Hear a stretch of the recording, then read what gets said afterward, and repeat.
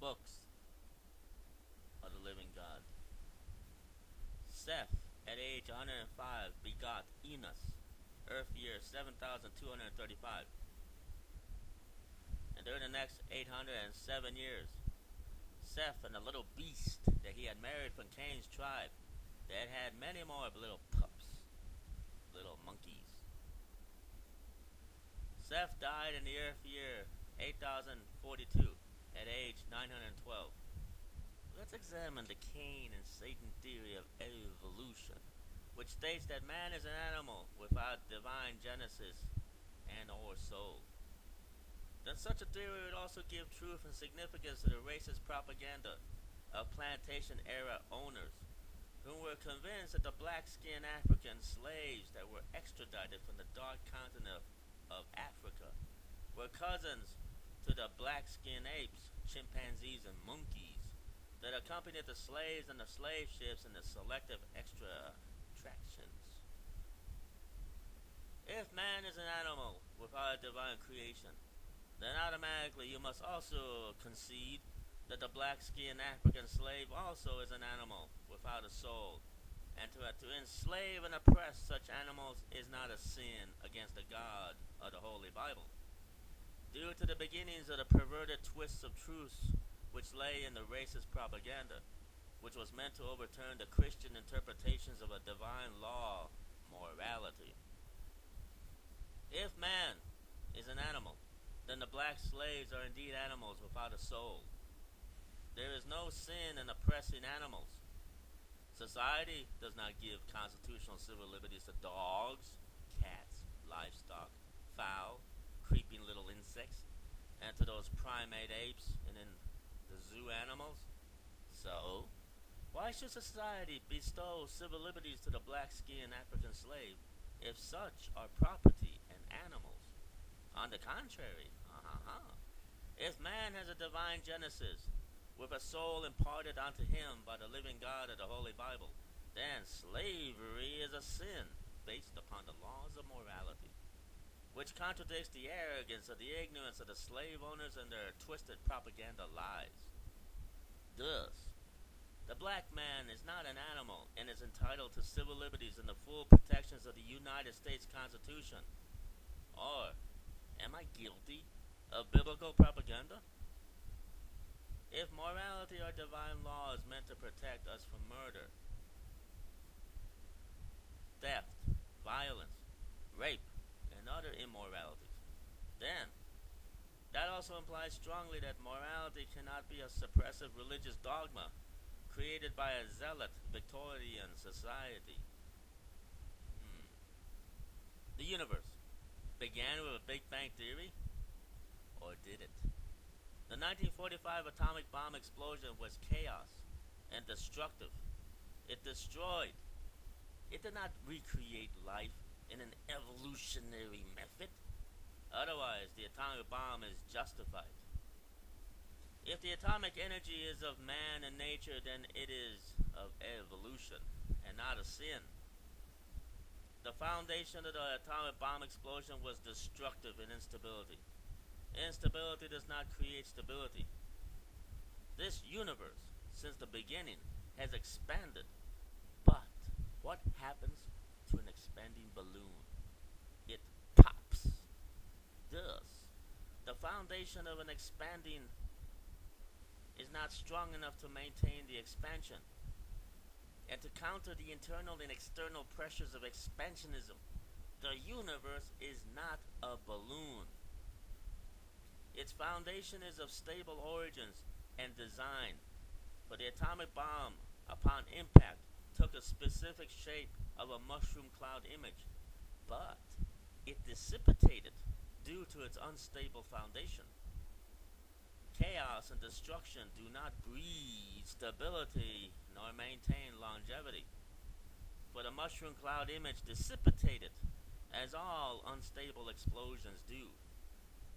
The white man needed evolution in order to counter the Christian anti-slavery movement, for the white man was considered to be the white devil. If God is real, then God raised Moses to free slaves. Thus, slavery is a sin. So, The white man, white devil, during the slave era needed slavery and evolution. But whom are the fittest? In a white male dominated plantation era, whom were ape-like savages? If non-whites are slaves and regarded as human animals, then is slavery a sin? If slaves are black, from Africa, and animals, do black-skinned African apes have moral rights? Or is zoo captivity of apes and of monkeys equal to the black animal slaves treatment? Remember, it took civil war to end slavery, but not anti-black hatred. If man is an animal, then is it a sin if a man enters into his daughter's bedroom and rapes her? Is it a sin if animals rape and kill and enslave the weaker? If evolution is intellectually truth, then God is a delusion. And Moses was deluded. And the Hebrew slaves were deceived by a deluded Moses. And the Egyptian slave owners were not sinning. So, 1800 slaves and slavers. The slavers were byproducts of human nature. If man is an animal, then rape is not a sin. Murder is nature, depending on which side of the gun you are on. Depends on the gender of your body, and the color of your skin, and the economics of your condition. It depends on whether you own a business or you work for the man. Damn the man. Without labor unions. Damn the man. If you are a white male Charles Darwin, then you are your theory. But if Charles Darwin were a black female, a slave in the 1800s, then you has a problem. Your white male master says you are as an animal, and he owns you. He can rape you. He can steal from you. He can deny you your wages. He can work you till you die. He can sell your family. Can democracy and civil liberties exist in a society free of morals? Can law and order be justified if the criminal nature of prisoners is to do what it is normal to do within animalisms? Bible or evolution? It depends on your gender and the criminal intent. After all, you are not the only caterers of human animal. Sweatshops have no labor unions. Huh. You want civil liberties? You want free speech? Animals don't have those things. What you want is not animal nature. It is biblical.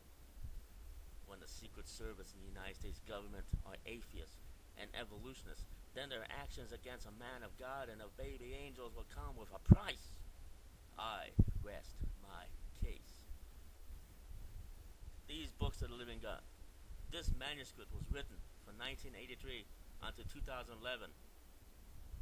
For the books of the living God, written midnight, October 27th, 1984. The books of the living God. Genesis, day 1. Each day of Genesis lasted 1,000 earth years, but in heaven, each day lasted 1 full day. Genesis, day 1. Earth years 1 through 1,000. Lord, the Lord created himself from self about 13 to 14,000 earth years ago. The concept of self-creation is not a biblical delusion based upon the biological scientific fact within our own human bodies. We possess tissue and blood cells. Cells are the smallest structural unit of an organism capable of independent functioning. Cells can recreate themselves from self without a mate. For if the tissue cells of the skin suffers a blood discharging cut through an open minor cut, then by self-creation, the cells recreate cells in order to heal the wound. This is the reality of self-creation. If cells can recreate themselves from self, then how illogical is it for the God of Moses to create himself from self in the beginning? We shall continue this discussion in the next installment.